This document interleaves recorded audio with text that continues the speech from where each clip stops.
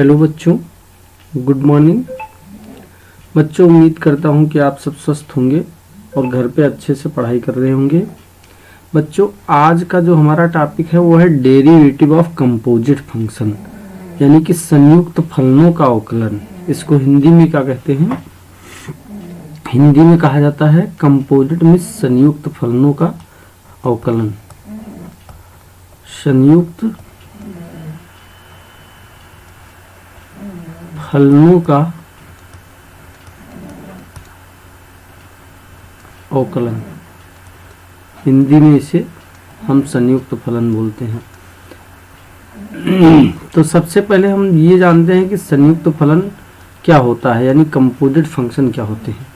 तो भैया, जब किसी फंक्शन के अंदर हम कोई दूसरा फंक्शन उठा के डाल देते हैं तब उसे हम क्या कहते हैं? संयुक्त फंक्शन कहते हैं। जैसे एफ एक्स इक्वल टू, मान लो साइन एक्स दिया हो, और जी एक्स इक्वल टू मान लो एक्स क्यूब दिया हो, और हमें अगर निकालना हो फॉग एक्स, इसको हम एफ ऑफ जी एक्स भी कह सकते हैं। F of G X, fog X को हम एफ ऑफ जी एक्स कहते हैं। तो अब क्या करना होता है कि जो हमारा एफ फंक्शन है, यानी बाहर वाला फंक्शन है, उसके अंदर हमें जी एक्स को इनपुट दे देना होता है। तो एफ एक्स की वैल्यू साइन एक्स है, तो अगर एफ एक्स की जगह हम जी एक्स कर देंगे तो यहाँ भी एक्स की जगह क्या आ जाएगा? साइन ऑफ एक्स की जगह क्या इनपुट चला जाएगा? G X, sine of G X. अब ध्यान से देखो, साइन ऑफ जी एक्स की जगह क्या आ गया? जी एक्स की वैल्यू एक्स क्यूब हो जाएगा। तो ये इस तरह से जो हमारा फलन बना, ये है फॉग ऑफ एक्स। इसी को हम क्या कहते हैं? संयुक्त फलन कहते हैं। यानी कि जब कोई फंक्शन के अंदर हम कोई फंक्शन डाल देते हैं तो उसे संयुक्त फलन कहते हैं। ऐसे ही तो ऐसे फलनों का अवकलन हमें आज सीखना है। तो चलिए फिर शुरू करते हैं। जैसे मान लो यही क्वेश्चन हमें एफ एक्स बराबर दिया है, एफ एक्स बराबर एक्स साइन एक्स क्यूब ही दिया हो, साइन एक्स क्यूब, और इसका हमें क्या करना है? अवकलन करना है एक्स के सापेक्ष। तो भैया, अगर किसी फंक्शन को हम y equal to F X भी बोलते हैं, अगर हमें with respect to X derivative निकालना होता है तो हम उसे D D x of Y बोलते हैं। ये एक अपने आप में सिंबल है। अगर हमें डी एक्स के सापेक्ष अवकलन करना होता है तो हम बोलते हैं D D X. D D X means differentiation with respect to X. अगर मान लो t के सापेक्ष अवकलन करना हो तो डी डी टी बोलेंगे।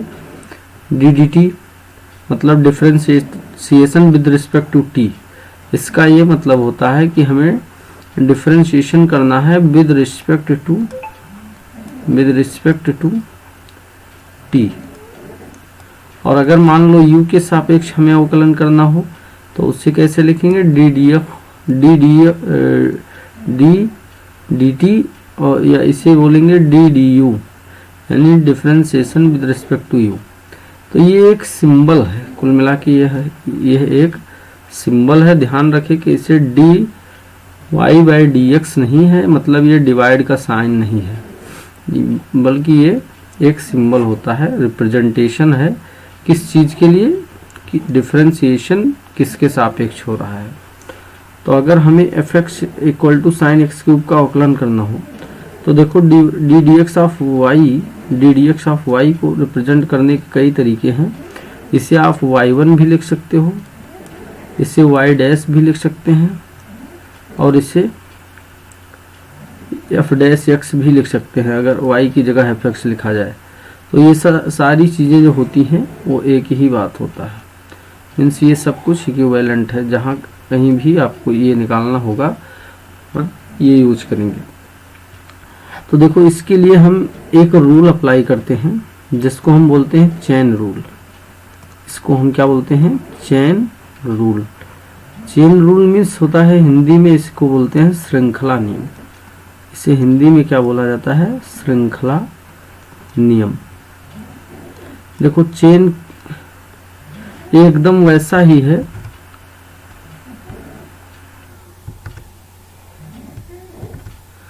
ये एकदम वैसा ही है जैसे हमारी अगर साइकिल की जैसे चेन होती है, एक एक कड़ी से मिलकर बनती है, तो इसमें भी हमें ऐसा ही करना होता है।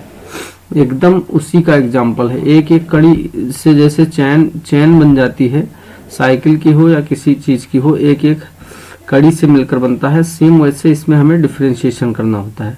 सबसे पहले हम बाहर वाले फंक्शन का डिफरेंशिएशन करते हैं। इस नियम के अनुसार जो हमारा बाहर वाला फंक्शन है उसका डिफरेंशिएशन करते हैं, उसके बाद वो जिस फलन से मिलकर बना होता है उसके आंतरिक फलनों का भी अवकलन करते चले जाते हैं इनटू में। तो अगर इसका अवकलन करना है तो सबसे पहले हम करेंगे एफ डैश ऑफ एक्स निकालना हो, तो देखो इसको हमें समझना है, थोड़ी देर के लिए इसे साइन एक्स मान के चलना है।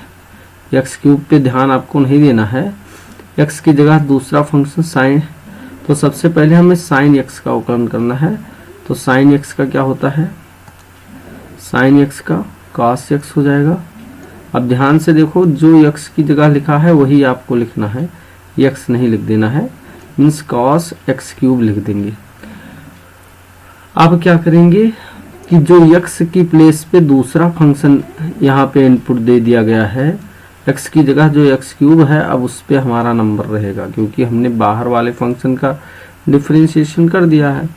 अब हम क्या करेंगे कि एक्स क्यूब वाले का अगेन डिफरेंशिएशन कर देंगे, तो एक्स क्यूब का क्या हो जाएगा 3x², और अगेन एक्स का फिर से एक्स के रिस्पेक्ट में डिफरेंशिएशन होगा बेस का, तो इसकी तो वैल्यू 1 हो जाएगी। तो यहाँ पे वैल्यू क्या आ जाएगा 3x² into cos x cube हो जाएगा। ये हमारा फाइनली इस क्वेश्चन का आंसर हो जाएगा।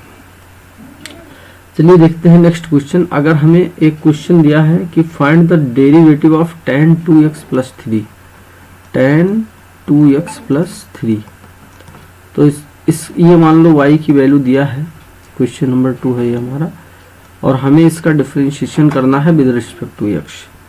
तो हम क्या लिखेंगे, d dx of y equal tan x का क्या होता है sec² secant square x means sec², और x की प्लेस पे क्या आ जाएगा 2x + 3।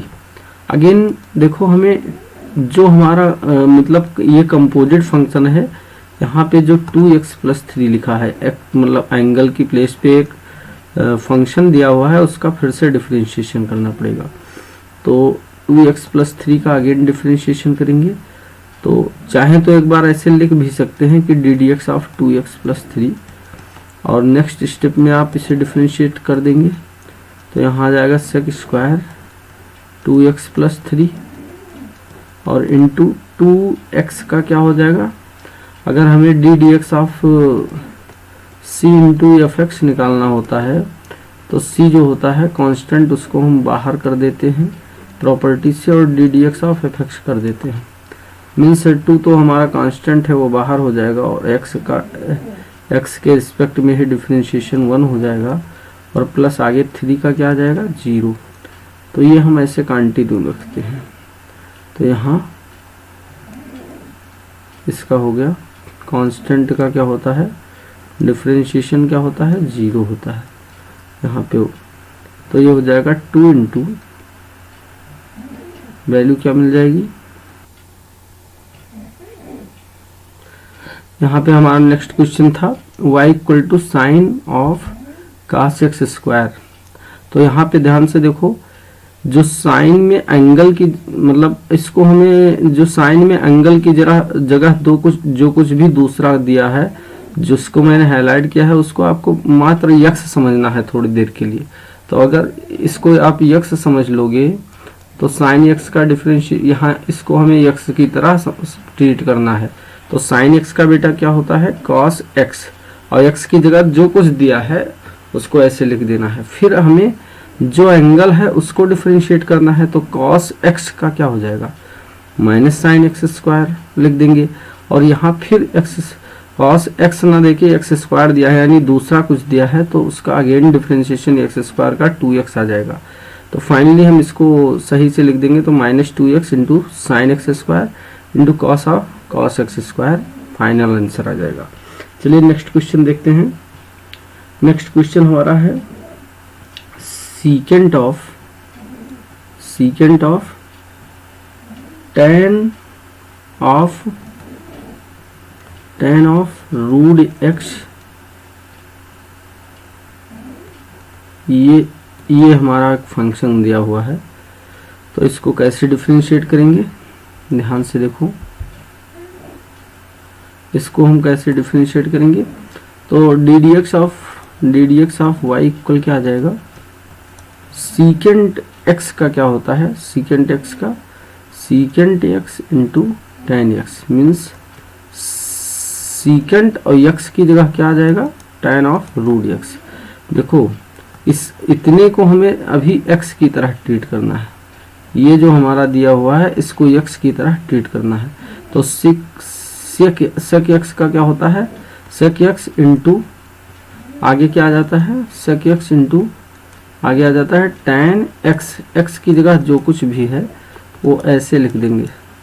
अभी मैंने ये sec x का डिफरेंशिएशन लिखा है, अब आगे क्या हो जाएगा कि x की जगह जो है उसका फिर से डिफरेंशिएशन होगा, यानी d D x of tan of root x. अब tan x का क्या होता है, tan x का ये हो जाएगा sec of tan root x into tan of tan root x, और उसके बाद tan x का क्या होता है sec स्क्वायर x की जगह रूट x। अब यहाँ अभी मैंने क्या किया, tan x का डिफरेंशिएशन किया है। अभी मैंने क्या किया,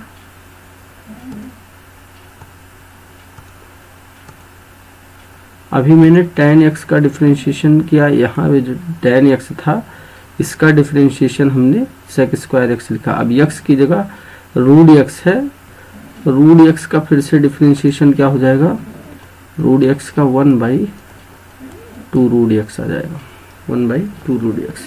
तो फाइनली आंसर क्या आ जाएगा, sec एक यहाँ से sec tan root x sec tan root x into tan root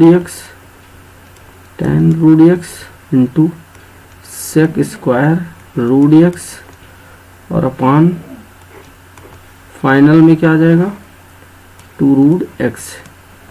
ये हमारा d D x of y की वैल्यू आ जाएगी। यही हो जाएगा फाइनल आंसर इस क्वेश्चन का। चलिए नेक्स्ट क्वेश्चन देखते हैं। नेक्स्ट क्वेश्चन हमारा है 5। क्वेश्चन नंबर 5 क्या है, 5 y इक्वल टू दिया है cos sine of ax plus b, sine of ax plus b upon नीचे क्या है cos of cx plus d, cos of cx plus d, और इसका हमें डिफरेंशिएशन करना है। तो देखो बेटा इसे साइन अपान cos को tan मत कर देना, tan मत कर देना, कई लोग गलती कर देते हैं। यहाँ पे ध्यान से देखोगे तो हमारा एंगल सेम नहीं है। जब साइन x अपान cos x होता है तब हम tan x लिख सकते हैं।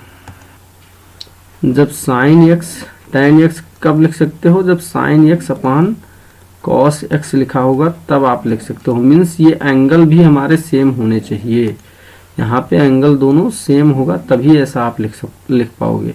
अब यहाँ पे ध्यान से देखोगे तो ax प्लस b लिखा हुआ है और यहाँ क्या लिखा हुआ है cx प्लस d लिखा हुआ है। तो ऐसे केस में आप इसमें आपको अंश बटा हर वाला फार्मूला लगाना पड़ेगा। दो फलनों के मजबूरी है, आपको u अपान b वाला फार्मूला लगाना पड़ेगा। तो यहाँ पे हमारा दो फलन अगर डिवाइड में दिए हों तो उनके डिफरेंशिएशन करने का तरीका क्या होता है कि बी स्क्वायर यानी हर का वर्ग करते हैं, फिर हर लिखते हैं, और अंश का अवकलन यानी कि d D x of you, फिर माइनस का साइन लगता है, फिर हर लिख लेते हैं, अंश का अवकलन हो गया। अब अंश लिख लेंगे यानी u लिख लेंगे, यहाँ पे u लिख लेंगे और D D x of b हो जाता है। ये होता है हमारा फार्मूला इसका अंश अपान हर का। अगर कोई फंक्शन मतलब हमारी मजबूरी बन जाए कि उसे हम अंश बटा हर से ही करना पड़े तो ये फार्मूला हमें अप्लाई करना होता है। तो यहाँ पे भी हमें यही सेम फार्मूला अप्लाई करना पड़ेगा। तो ध्यान से देखो कैसे करेंगे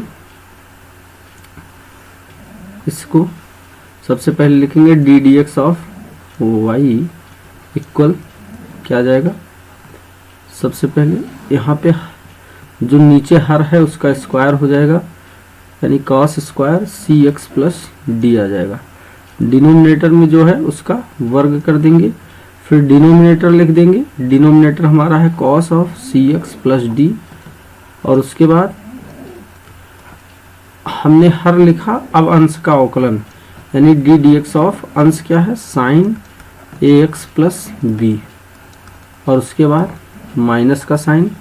फिर अंश का अवकलन हो चुका है, अब अंश लिखो sine of A x plus b, और हर का अवकलन यानी डी डी एक्स ऑफ हर क्या है cos of c x plus d. ये फार्मूला अभी मैंने अप्लाई कर दिया है। अब इस आगे देखो क्या करेंगे, साइन का साइन, और इसको आपको क्या समझना है, इसको आपको एक्स समझ लेना है थोड़ी देर के लिए। तो साइन एक्स का अवकलन क्या होता है कॉस एक्स, साइन एक्स का अवकलन क्या होता है कॉस एक्स। अब ये वाला फलन ऐसे लिख देंगे cos C x plus D, और साइन एक्स की जगह कॉस और एक्स की जगह ए एक्स प्लस बी आ जाएगा। लेकिन जो एक्स है उसकी जगह एक अपने आप में एक फलन दिया हुआ है, तो ए एक्स प्लस बी का फिर से अवकलन करेंगे।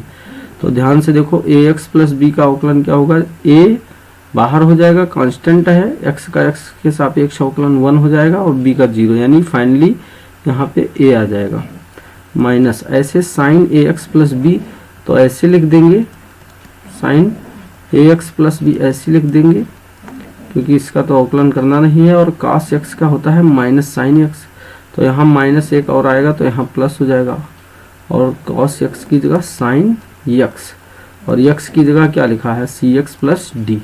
ध्यान से देखो एक्स की जगह क्या लिखा है सी एक्स प्लस डी। अब जब दूसरा कोई फंक्शन एक्स की जगह पड़ा हुआ है तो उसका हम फिर से डिफरेंशिएशन कर देंगे। फिर से डिफरेंशिएशन करेंगे तो सी एक्स प्लस डी का क्या आ जाएगा सी आ जाएगा, ये सी लिख देंगे अपान नीचे क्या आ जाएगा cos square C x plus D. यही हमारा फाइनल आंसर हो जाएगा। अगर इसे और सिंप्लीफाई करना चाहें तो आप थोड़ा सा और सिंप्लीफाई कर सकते हैं, वरना फिर इतना ही आंसर लिख देंगे तब भी सही माना जाएगा। अगर इसमें से देखो इसको अलग अलग करें तो ये cos C x plus D into cos of A x plus B ऐसे लिखेंगे।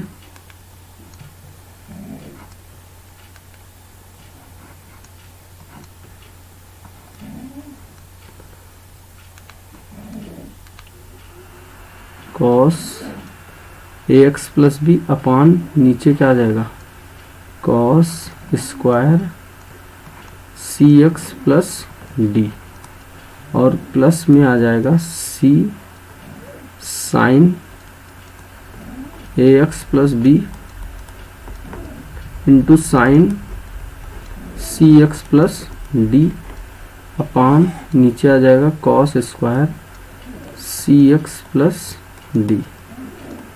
अब ध्यान से देखो यहाँ से एक कास हमारा क्या हो जाएगा कैंसिल हो जाएगा, वो cos C x plus D cancel हो जाएगा, ये वाला कैंसिल हो जाएगा cos C x plus D, क्योंकि यहाँ सी एक्स प्लस डी है, यहाँ सी एक्स प्लस डी है तो हम इस सी एक्स प्लस डी वाले कास को ही कैंसिल कर सकते हैं, ए एक्स प्लस बी वाले को कैंसिल नहीं कर सकते।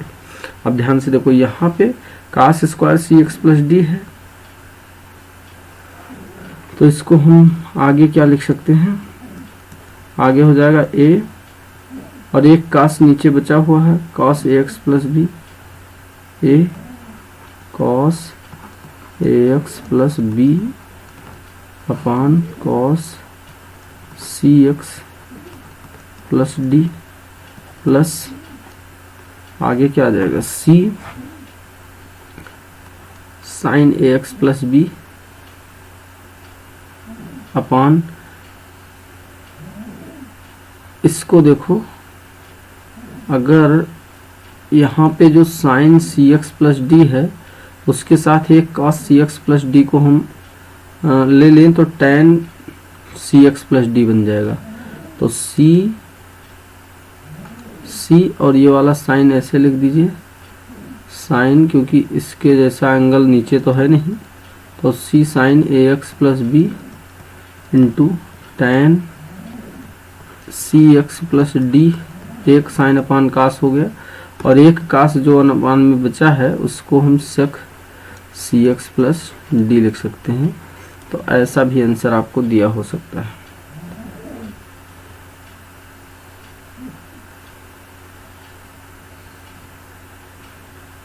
यहाँ से चाहें तो सेक सी एक्स प्लस डी कॉमन भी ले सकते हैं, पर इतना ही आंसर लिख दीजिए।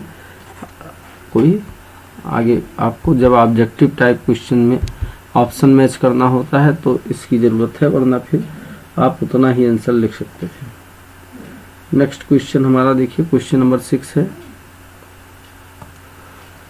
क्वेश्चन नंबर 6 नंबर क्वेश्चन क्या दिया है कि y इक्वल है cos x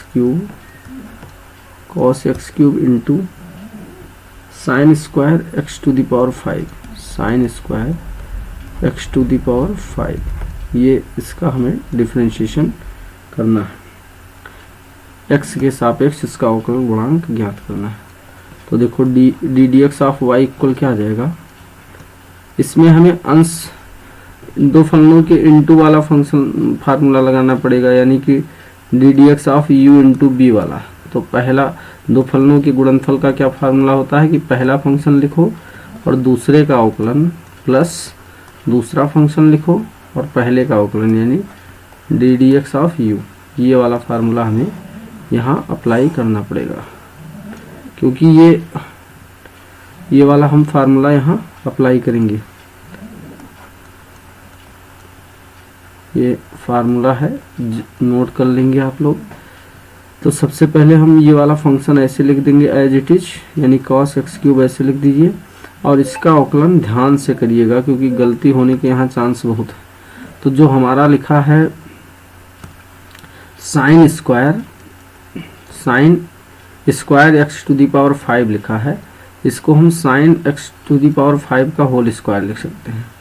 अब इतने को हमें क्या समझना है, इसको इतने को यक्स समझो, इसको यक्स समझो, जो मैंने हाईलाइट किया है इसको आपको एक्स समझना है।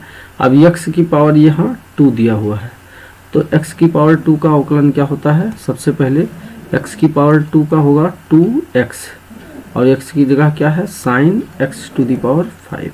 तो पहले हम इस तरह से करना पड़ेगा, यानी इसका अवकलन करेंगे तो क्या आ जाएगा, सबसे पहले यहाँ आ जाएगा 2 और उसके बाद sine x to the power 5, x to the power 5। अब ध्यान से देखो, जो यक्स की जगह दिया हुआ है, जो यक्स की जगह दिया हुआ है, x की जगह जो है उसका फिर से करेंगे, यानी x का क्या हो जाएगा, x का क्या हो जाएगा, तो ये x की जगह sine x to the power 5 है, साइन x का क्या होता है cos x to the power 5 हो जाएगा। अब x की पावर 5 का फिर से अवकलन होगा तो यह आ जाएगा 5x की पावर 4 और यहाँ x का फिर से करेंगे तो 1 हो जाएगा। तो ये हमारे सेकंड फंक्शन का इतना पूरा जो है वो सेकंड फंक्शन का हमारा डेरिवेटिव हो गया। ये जितना मैंने हाईलाइट किया है ये पूरा हमारा सेकंड फंक्शन का डेरिवेटिव हुआ, जो कि sine square x to the power 5 लिखा था, इसका डिफरेंशिएशन हो गया। अब हम प्लस का साइन लगाएंगे क्योंकि सेकंड फंक्शन का डिफरेंशिएशन हो चुका है, इसलिए सेकंड वाला फंक्शन अब लिख देंगे सेकंड वाला फंक्शन लिख देंगे। और सेकंड फंक्शन क्या है, sine square x to the power 5 है। अब फर्स्ट का डिफरेंशिएशन अब स्टार्ट करेंगे। तो कॉस एक्स क्यूब का डिफरेंशिएशन क्या हो जाएगा, कॉस एक्स का होता है माइनस साइन और एक्स की जगह एक्स टू दी पावर 3, ये होगा कॉस एक्स का। और एक्स की जगह एक्स की जगह एक्स नहीं है, एक्स क्यूब है, तो इसका फिर से डिफरेंशिएशन कर लेंगे। क्या आ जाएगा, क्या आ जाएगा 3, इसका क्या हो जाएगा एक्स क्यूब का 3x स्क्वायर। तो ये हमारा डिफरेंशिएशन आ जाएगा 5 एक्स टू दी पावर 4, नहीं 5 और 2 का मल्टीप्लाई भी कर लेंगे तो 5 दूनी, यहाँ क्या बन जाएगा 10 एक्स की पावर 4, उसके बाद cos x cube into sine x की पावर 5 कॉस एक्स की पावर 5, उसके बाद यहाँ प्लस और माइनस का मल्टीप्लाई माइनस हो जाएगा और उसके बाद लिख देंगे 3x स्क्वायर, फिर साइन एक्स की पावर 5 इंटू साइन एक्स की पावर 3। यही हो गया हमारा फाइनल आंसर। ये हमारा इस क्वेश्चन का फाइनल आंसर हो जाएगा। तो इसको हम कहते हैं चेन रूल, इसी को हम कहते हैं चेन रूल। नेक्स्ट क्वेश्चन है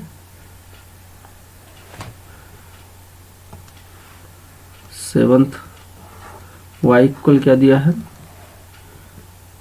2 into root cot x square, 2 into root cot x square, इसका डिफरेंशिएशन करना है।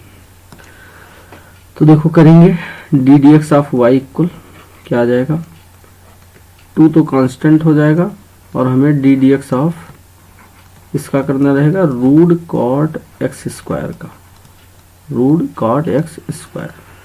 अब ध्यान से आप लोग एक चीज नोट कर लीजिए कि कहीं भी अगर लिखा हो d D x of root x तो इसका डिफरेंशिएशन होता है 1/2 रूट एक्स, और अगर लिखा हो d D x of 1/x तो इसका डिफरेंशिएशन होता है -1/x स्क्वायर। ये सब कुछ चीज़ें ऐसी हैं जिसको आपको डायरेक्ट याद रहेगा तो आपका बार बार समय बच जाएगा।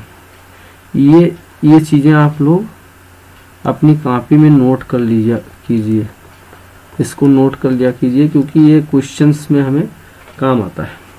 अगर आप देखना चाहें कि इसका कैसे आया तो D D x of x root x को हम एक्स की पावर 1/2 लिख सकते हैं और इसमें ये वाला फार्मूला लगा देंगे। D D x of x की पावर एन का क्या होता है, एन इंटू एक्स के पावर में n-1 होता है। तो ये वाला फार्मूला लगाएंगे तो जो पावर है वो नीचे आ जाएगी 1/2 और एक्स की पावर में 1/2 में से 1 माइनस हो जाएगा तो यहाँ से 1/2 एक्स की पावर -1/2 आ जाएगा। और -1/2 अगर को पावर प्लस करना हो तो हम उसे नीचे लेकर चले जाएंगे तो 1/2 एक्स की पावर 1/2 आ जाएगा और ये हो जाएगा 1/2 रूट एक्स। तो इस तरह से ये वाला आता है। ऐसे ही अगर आप देखना चाहें कि 1/x का -1/x स्क्वायर कैसे होता है तो D D x of 1/x को x की पावर -1 लिख सकते हैं। अब यहाँ भी x की पावर -1 वाला फार्मूला लगाएंगे तो -1 नीचे आ जाएगा और x की पावर -1 में से एक माइनस और हो जाएगा यानी कि -x की पावर -2 आ जाएगा यानी कि -1/x स्क्वायर ये आ जाएगा। तो जब भी आपको D D x of 1/x लिखा हो कहीं भी तो उसकी जगह हमें ये फार्मूला डायरेक्ट अप्लाई कर देना है।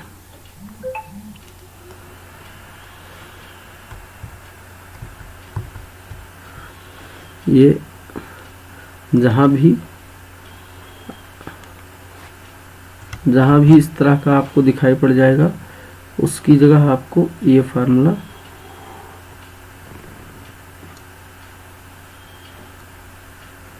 अप्लाई कर देना है। तो ये चीज़ें आप लोग नोट कर लीजिए ताकि बार बार हमें हमारा टाइम बचेगा। तो यहाँ पे इसी कॉन्सेप्ट को यूज करके सबसे पहले हमें रूट एक्स का डिफरेंशिएशन करना है। यहाँ पे इसको हमें जो मैंने हाईलाइट किया है इसको एक्स की तरह ट्रीट करके इसको रूट एक्स समझिए, रूट एक्स। तो रूट एक्स का बेटा डिफरेंशिएशन क्या होता है, रूट एक्स का हो जाएगा 2 तो ऐसे रहेगा, उसका होता है 1/2 रूट एक्स और एक्स की जगह दिया क्या है cot x square 1/2 root x. अब एक्स का फिर से डिफरेंशिएशन कर लेंगे तो cot x का क्या होता है माइनस कोसेक स्क्वायर x और x की जगह जो x स्क्वायर है उसका फिर से 2x हो जाएगा। तो यहाँ से 2 से 2 कैंसिल हो जाएगा तो ये आ जाएगा -2x into cosec square x square upon नीचे क्या आ जाएगा रूट कॉट x स्क्वायर। यही हो जाएगा इस क्वेश्चन का आंसर। ये हमारे ddx ऑफ y की वैल्यू आ जाएगी।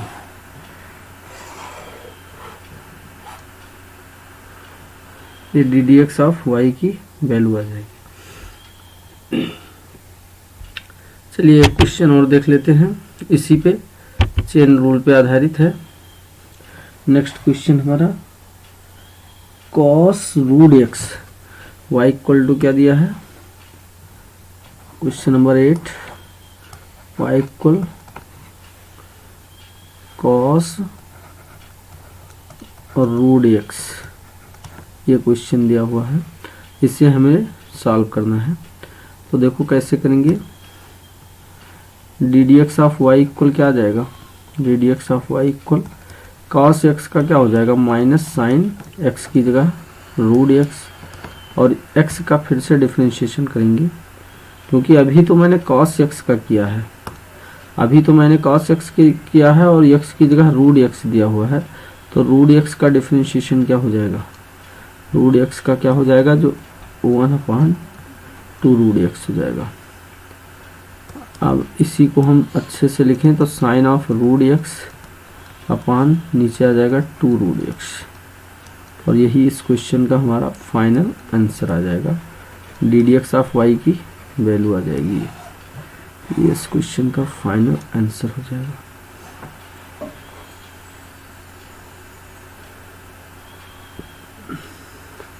अब एक क्वेश्चन हमारा दिया है, लास्ट क्वेश्चन है कि हमें प्रूव करना है, हमें एक क्वेश्चन प्रूव करना है। क्वेश्चन नंबर 9 है, हमें प्रूव करना है कि f(x) equal to mod of x minus 1, mod of x minus 1 जो है वो x बराबर 1 पर डिफरेंशिएबल नहीं है, x बराबर 1 पर डिफरेंशिएबल नहीं है। तो अगर ग्राफ से देखा जाए तो मैंने आपको क्या बताया था कि कोई भी मॉडुलस फंक्शन या कोई भी फंक्शन अगर किसी पॉइंट पे कॉर्नर बन जाता है तो उस पॉइंट पे वो डिफरेंशिएबल नहीं होता है। और अगर मॉड x का ग्राफ देखा जाए तो मॉड x का ग्राफ कैसा होता है, मॉड x का ग्राफ मैंने आपको बताया था कि ऐसा होता है, मॉड x का V शेप का ग्राफ होता है।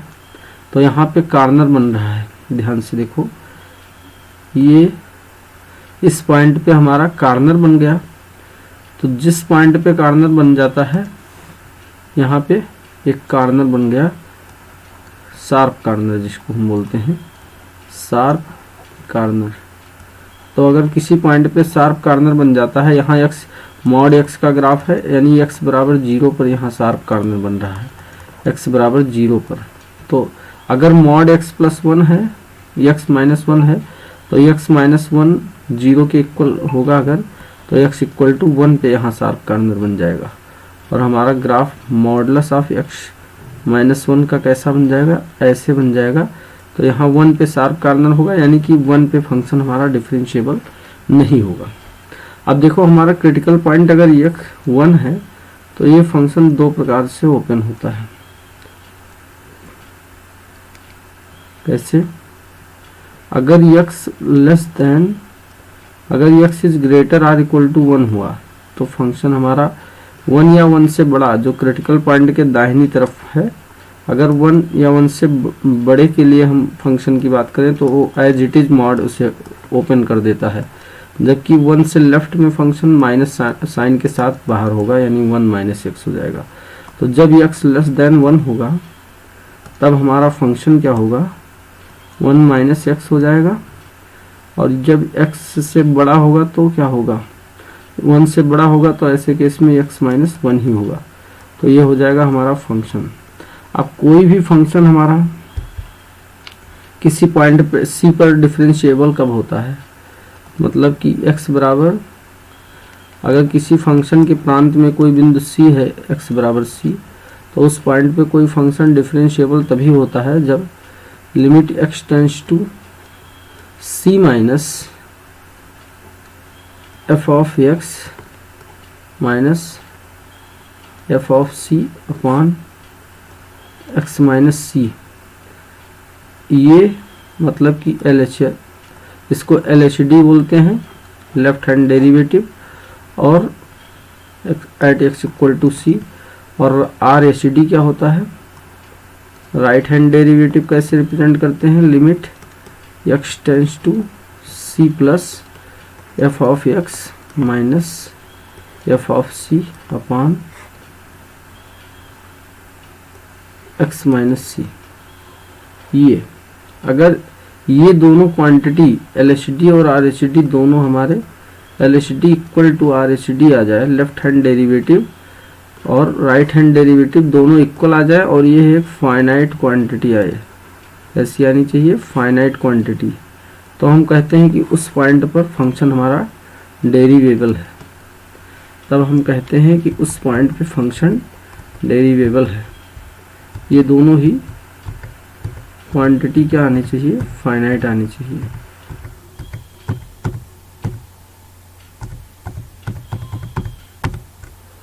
मीन्स जो हमारा LHD है, left hand derivative equal to आ जाए राइट हैंड डेरिवेटिव, और ये दोनों आपस में फाइनाइट भी होने चाहिए, दोनों इक्वल हों और फाइनाइट हों, तभी हमारा फंक्शन उस पॉइंट पे डिफरेंशिएबल होता है।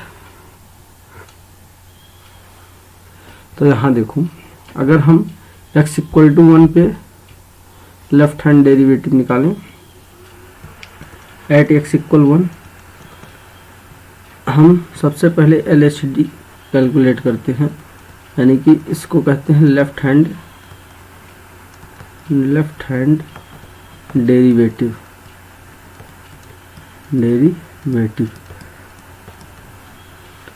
तो ये क्या आ जाएगा, कैसे लिखेंगे, लिखने का तरीका है limit x tends to 1 minus f of x minus f of 1 upon, नीचे आ जाएगा x माइनस 1, नीचे क्या आ जाएगा x माइनस 1।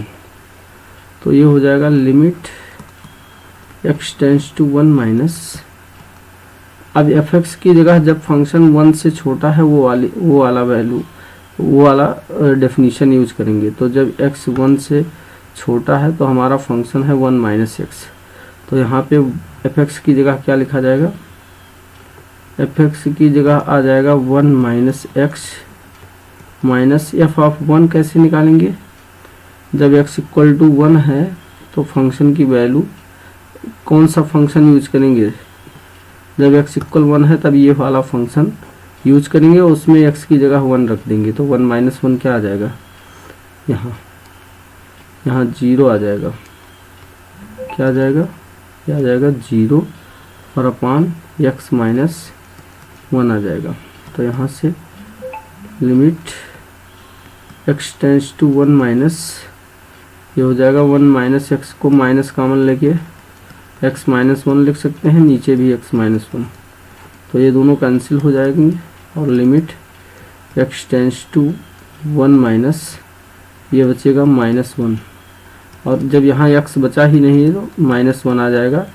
ये हो गया लेफ्ट हैंड, ये हमारा लेफ्ट हैंड डेरिवेटिव हो गया। और एक्चुअल में डेरिवेटिव देता क्या है, किसी भी पॉइंट पे फंक्शन का डेरिवेटिव क्या होता है ये आपको पता होना चाहिए। इसका ज्योमेट्रिकल मीनिंग क्या होता है, डेरिवेटिव का ज्योमेट्रिकल मीनिंग क्या होता है? ज्योमेट्रिकल मीनिंग होता है slope of tangent, slope of tangent at the given point, at the given point.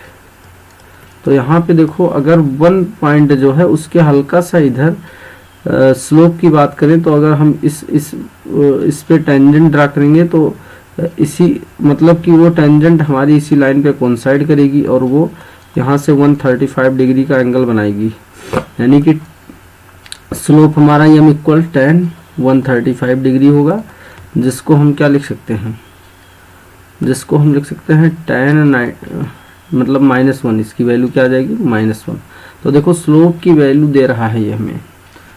अगर स्लोप यूनिक टेंजेंट एग्जिस्ट करती है किसी पॉइंट पे तभी हम कहते हैं कि हमारा फंक्शन उस पॉइंट पे डिफरेंशिएबल है। मीन्स लेफ्ट हैंड साइड से, उस पॉइंट के लेफ्ट हैंड साइड से स्लोप की वैल्यू और राइट हैंड साइड से स्लोप की वैल्यू दोनों कोइंसाइड कर जाए। यानी लेफ्ट हैंड टेंजेंट और राइट हैंड टेंजेंट दोनों कोइंसाइड करने चाहिए। जबकि यहाँ राइट हैंड टेंजेंट जो होगी वो ये वाली लाइन होगी जिसकी स्लोप 1 के इक्वल आएगी। ये 45 डिग्री का एंगल बना रही है, आप देख लेंगे।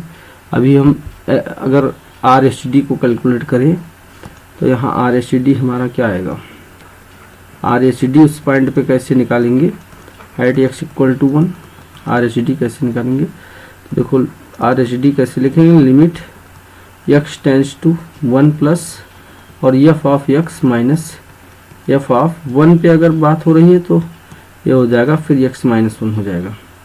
अब जब फंक्शन मीन्स x की वैल्यू 1 प्लस का मतलब होता है कि 1 से बड़ी हो, 1 प्लस का मतलब होता है कि 1 से बड़ी वैल्यू के लिए फंक्शन कौन सा यूज करेंगे।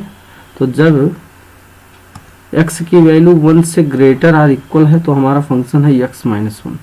तो यहाँ पे फंक्शन हम कौन सा यूज कर लेंगे, x माइनस 1, ये आ जाएगा x माइनस 1 और माइनस f1 तो अभी मैंने निकाला 0 आया था अपॉन x माइनस 1। यानी कि ये फाइनली x माइनस 1 ही तो लिखा है, x माइनस 1 से x माइनस 1 कैंसिल हो जाएगा। तो limit x tends to 1 plus और यहाँ पे क्या आ गया 1, तो यहाँ फाइनली हमारा ये क्या आ गया है 1। मीन्स हम क्या फाइनली कंक्लूजन क्या आया, कंक्लूजन ये आया कि लिमिट x टेंस टू 1, इसी को शॉर्टकट में हम क्या लिख सकते हैं कि f dash of 1 plus is not equal to f dash of 1 minus. यानी कि 1 के पहले और 1 के राइट साइड में स्लोप की वैल्यू और 1 के लेफ्ट साइड में स्लोप की वैल्यू ये दोनों इक्वल नहीं है। मीन्स हमारा फंक्शन x इक्वल 1 पर डिफरेंशिएबल नहीं है। This implies that the function f(x) equal to mod of x minus 1 is not derivable at x equal 1। कोई भी फंक्शन होगा मॉडुलस, अगर जैसे mod of x माइनस 2 दिया है तो इसका जो क्रिटिकल पॉइंट होता है उसी पे शार्प कॉर्नर बनेगा। यानी कि यह फंक्शन x इक्वल 2 पर डिफरेंशिएबल नहीं होगा, ये बात ध्यान रखिए। ये तो हमने आपको ये बताया कि अगर हमारे बोर्ड एग्ज़ाम में ये क्वेश्चन आ जाता है तो हमें इस बोर्ड एग्ज़ाम में इसको कैसे सॉल्व करना है, वरना फिर इसको हम बिना कुछ किए ही बता सकते हैं। ओके, फिर मिलते हैं नेक्स्ट वीडियो में। आज हमने जो भी क्वेश्चन डिफरेंशिएशन में चेन रूल पे आधारित थे वो हमने आपको करा दिए हैं कंपोजिट फंक्शन के। अब हम नेक्स्ट वीडियो में आपको लॉगरिथमिक डिफरेंशिएशन और logarithmic differentiation and parametric differentiation, ये सारी चीज़ें एक साथ कराने वाले हैं। Okay, thanks.